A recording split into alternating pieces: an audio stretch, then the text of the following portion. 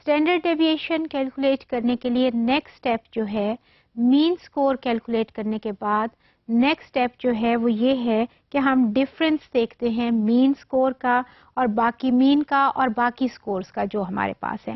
اب دیکھیے اس کیس میں ہمارے پاس جو مین اسکور جو آیا تھا وہ ہمارے پاس 24 آ گیا تھا. ٹھیک ہے, اب جو ایچ اسکور میں سے ہم نے مین اسکور کو ہم نے مائنس کرنا ہے. اب ایک ہمارے پاس اسکور تھا 10, جب اس میں سے ہم نے -24 کیا تو ہمارے پاس کیا آ گیا 14 آ گیا اور مائنس سائن ساتھ چلا گیا. الجبرا کا یہ ہے نا اس کا رول کہ جو بڑا سائن ہوتا ہے وہ جاتا ہے. جب ہم مائنس کرتے ہیں دو ویلیوز کو تو جو بڑی والی ویلیو ہوتی ہے اس کا جو سائن ہوتا ہے وہ آنسر کے ساتھ جاتا ہے. اگر وہ پلس کو عام طور پہ نہیں لکھتے اور اگر مائنس ہے تو پھر وہ مائنس جائے گا. سو اس کیس میں وہ آپ کو نظر آ رہا ہے بیکاز 24 جو ہے وہ آپ کا بڑا والا ہے فگر, وہ آپ کا مین ہے اور آپ کی ریکوائرمنٹ یہ ہے کہ آپ نے ایکچوئل اسکور میں سے مین اسکور کو مائنس کرنا ہے.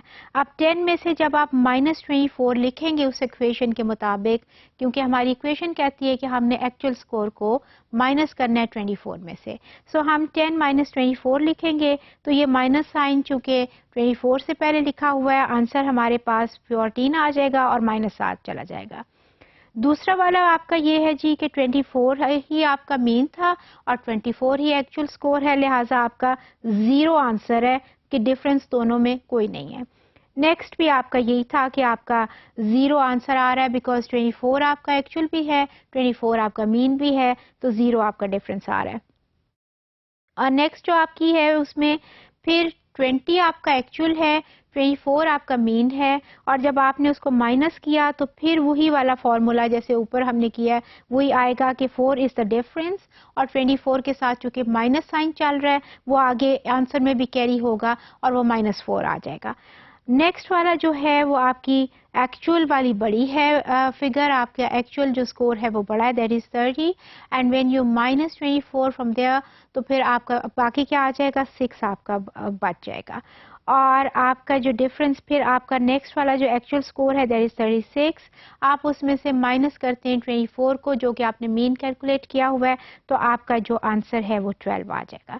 سو آپ نے نیکسٹ اسٹیپ میں یہ کرنا ہے, سب سے پہلے مین کو کیلکولیٹ کرنا ہے, نیکسٹ اسٹیپ میں آپ نے ایکچوئل اسکورس کو مین میں سے مائنس کرنا ہے اور وہ ڈفرینس دیکھنا ہے. یہ آپ کی اس سے ریلیٹڈ ریکوائرمنٹ ہے. اگلا والا جو اس کے بعد آپ کا اسٹیپ آئے گا وہ کیا آئے گا کہ آپ نے یہ جو آپ کا ڈفرینس جو آیا ہے آپ نے کیلکولیٹ کیا اس کا آپ نے اسکوائر لینا ہے. یہ پلیز اس کے یہ سمجھنے کی ہر سٹیپ میں اپیرنٹلی لگتا ہے کہ ایک لمبی چوڑی کیلکولیشن ہے, لیکن اگر آپ ہر سٹیپ کو بالکل کلیئر کر لیں تو دیر از نو ڈیفیکلٹی ان دیٹ. آپ دیکھیے سب سے پہلے ہم نے اس لیے ہی میں پچھلے سارے سٹیپس کو کنیکٹ کرتی جا رہی ہوں تاکہ اتنی مرتبہ وہ ریپیٹ ہو and this should be very clear to you.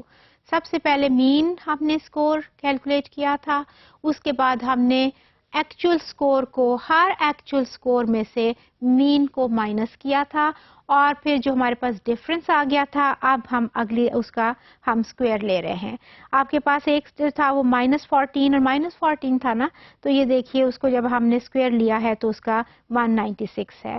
اگلا آپ کا جو تھا وہ اس کا ڈفرینس تھا 0, لہٰذا 0 کا اسکوائر تو کچھ ہو نہیں سکتا نا, وہ اس کی جگہ 0 ہی میں نے لکھ لیا ہے. نیکسٹ والا بھی جو تھا وہ 0 تھا, اس کی جگہ بھی میں نے 0 لکھ لیا ہے. اگلا جو تھا وہ آپ کا -4 انٹو -4 تھا, تو وہ آپ کا 16 آ گیا اس کو, کیونکہ مائنس مائنس جب ملٹیپلائی ہوتا ہے تو پلس ہو جاتا ہے, تو 16 آ گیا.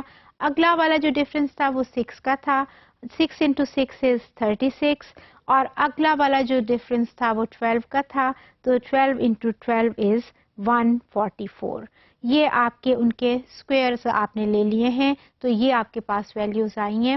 مین اسکور آپ نے کیلکولیٹ کیا, پھر آپ نے ایکچوئل میں سے مین کو مائنس کیا, جو ڈفرینس آیا اس کا آپ نے اسکوائر لے لیا.